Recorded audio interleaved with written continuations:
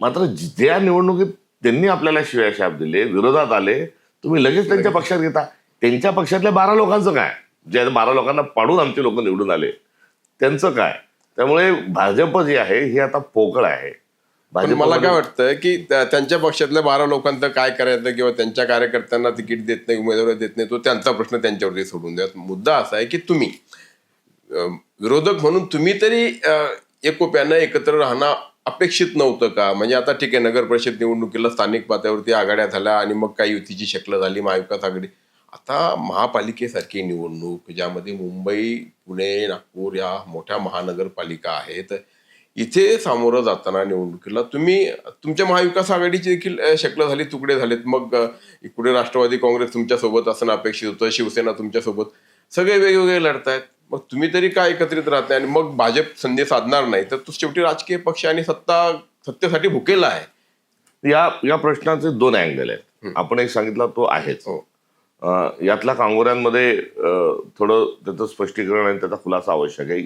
यामध्ये आम्ही अजित पवार यांच्यासोबत, एकनाथ शिंदे यांच्यासोबत किंवा आमचे जे समविचारी नाहीत, आम्ही ज्यांच्या विरोधात आहोत, त्यांच्यासोबत कुठेही न जाण्याची भूमिका स्वीकारली.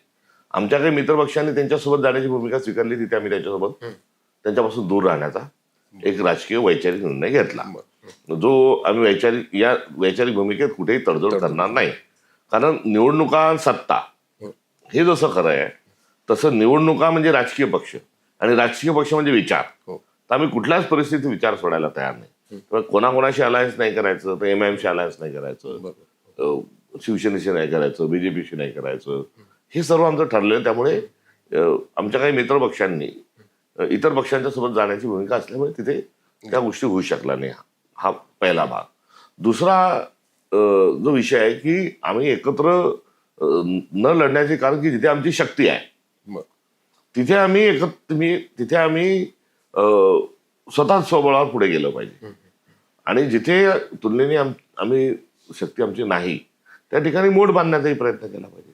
आणि संवादाचा भाग आहे, मेरिट देशचा भाग आहे. आता आपण मुंबईत आम्ही लढत नाही, बरोबर आहे, पुण्यात आम्ही लढत नाही, बरोबर आहे, पण अहिल्यानगरमध्ये आम्ही लढतोय, सोबत तिथे लढतोय. आम्ही अमरावतीमध्ये आम्ही सोबत लढतोय, लातूरमध्ये आम्ही वंचितच्या सोबत लढतोय, नांदेडला आम्ही वंचित सोबत लढतोय, मुंबईला वंचित सोबत लढतोय, नाशिकला आम्ही महाविकास आघाडी म्हणून लढतोय. तर तात्पर्य याचं की कार्यकर्ता सोडून गेला नाही पाहिजे.